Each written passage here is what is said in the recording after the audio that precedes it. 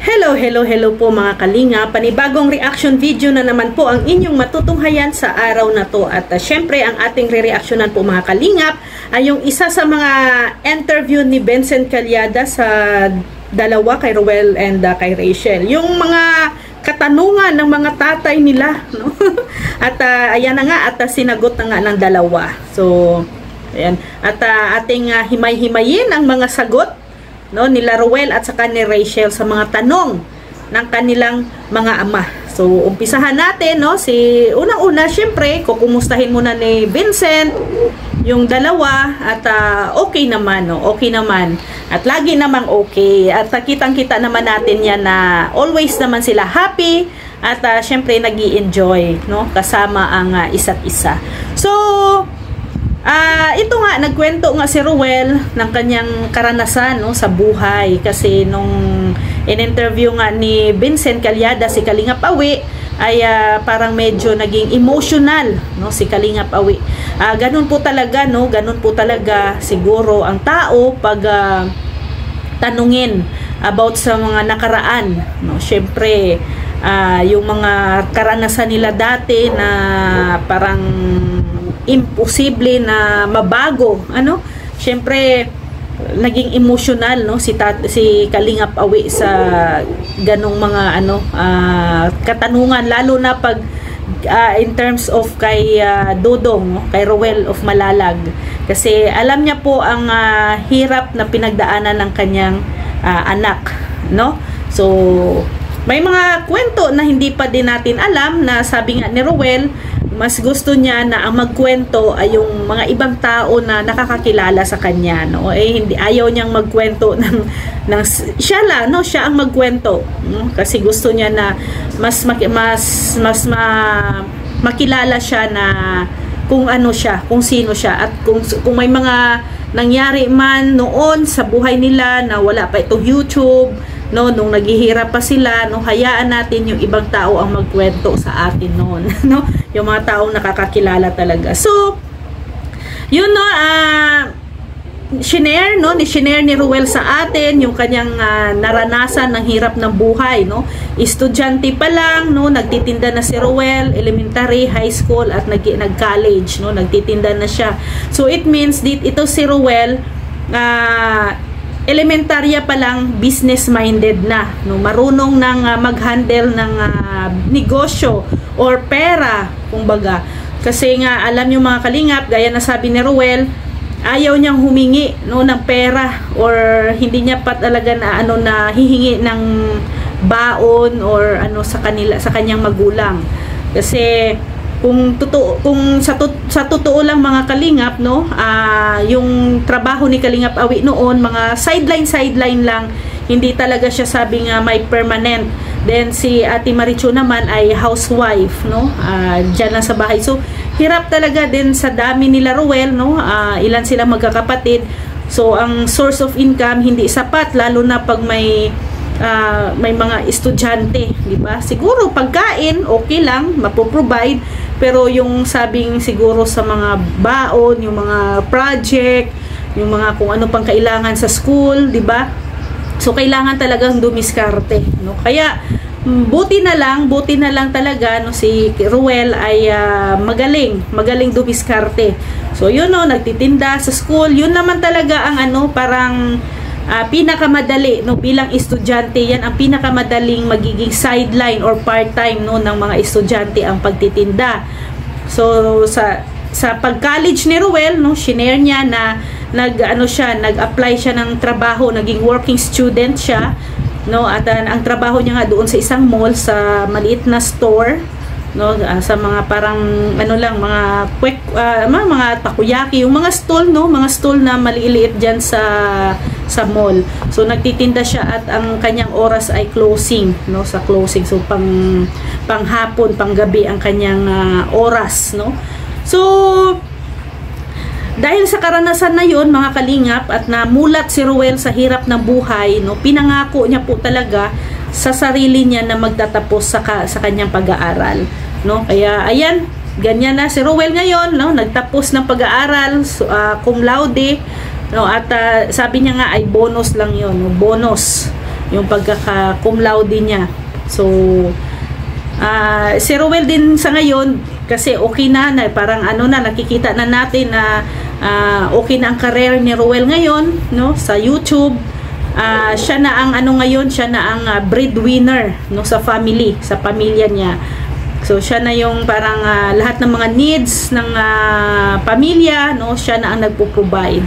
So bagkus ay kaya naman na ni Kalingap Awi kasi si Kalingap Awi ay may channel na rin, no, nag-earning na rin si Kalingap Awi.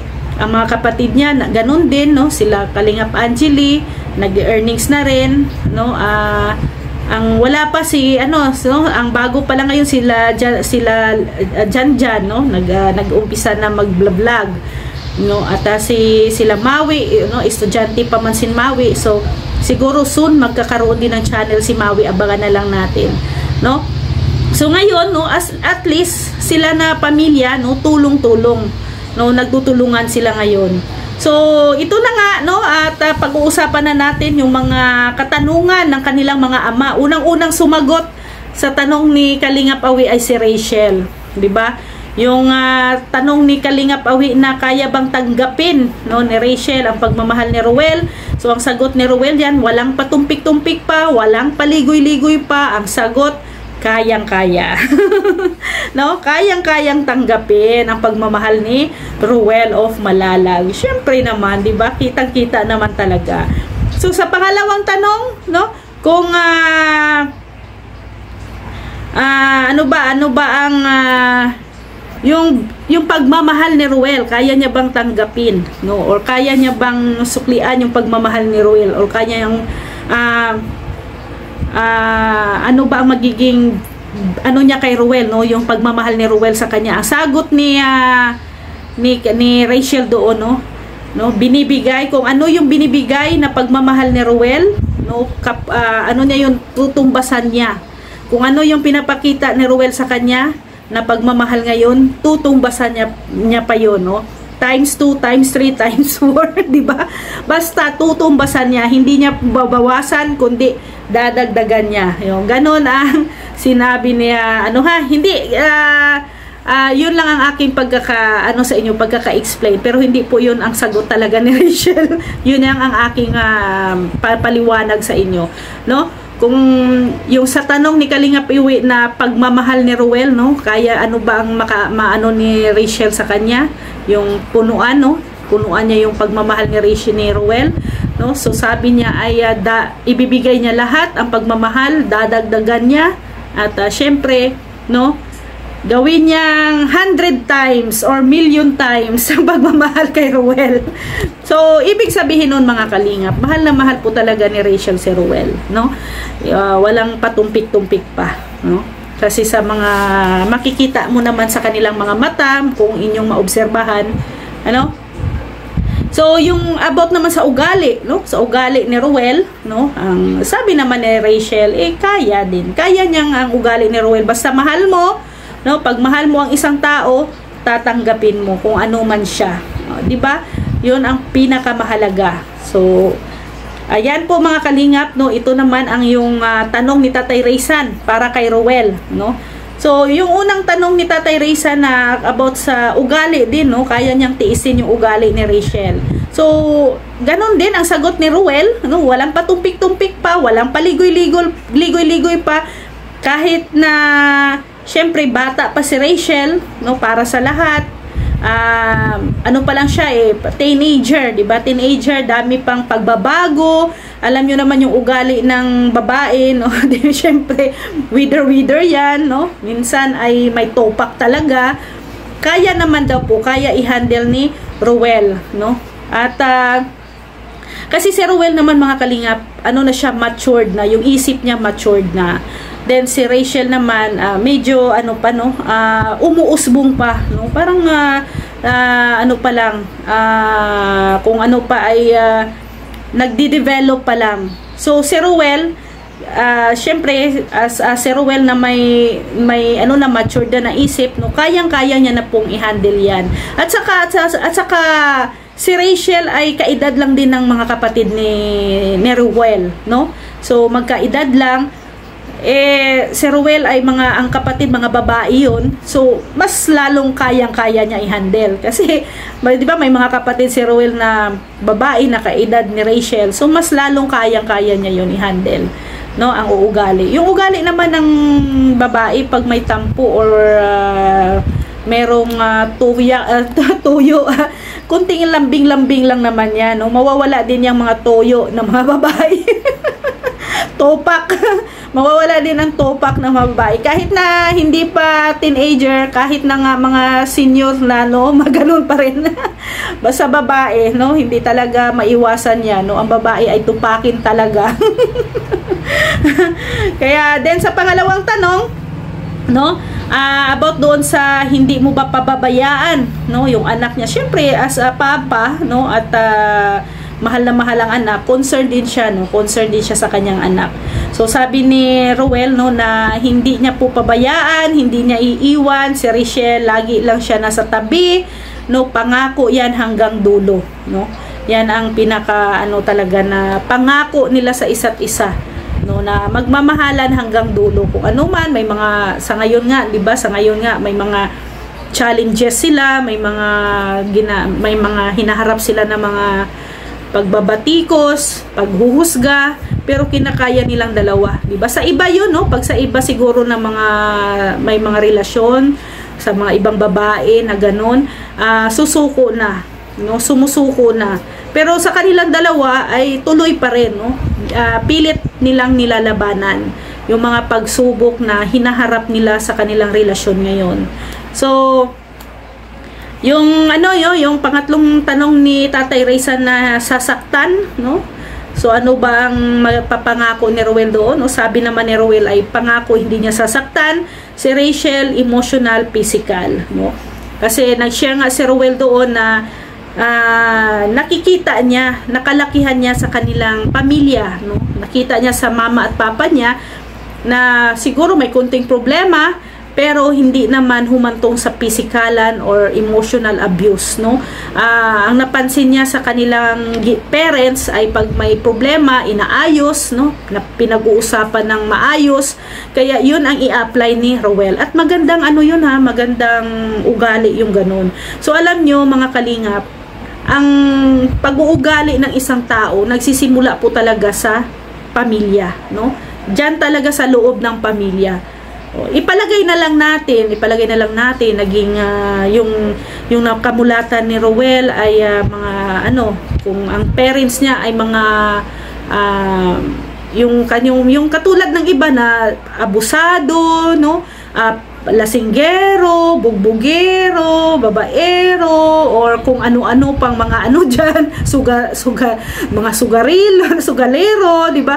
Lahat. Ano kaya ang magiging buhay din ni Ruel, 'di ba? Siyempre, magtatanim ng yun, no, sa puso ng isang tao. Parang yung ika nga ay kung ano yung itinanim mo, yun din ang aanihin mo. So, buti na lang sa pamilya nila Ruel, nagtanim ang parents ni Ruel ng kabutihan, no, kabutihan diyan sa kanilang loob ng pamamahay. So yun at na-adapt ni Ruel at yun na ang nakamulatan niya at yun na din ang kanyang aanihin, no? Ang syempre kung ano yung nakikita niya na good sa kanyang parents, no? So maganda yan, sana ay sa lahat ng mga magulang, no, na maging magandang magandang asal yun, or may natutunan tayo doon na lagi nating tandaan, no, ang ugali ng ating mga anak ay nagsisimula sa atin mismo, no, ng mga parents.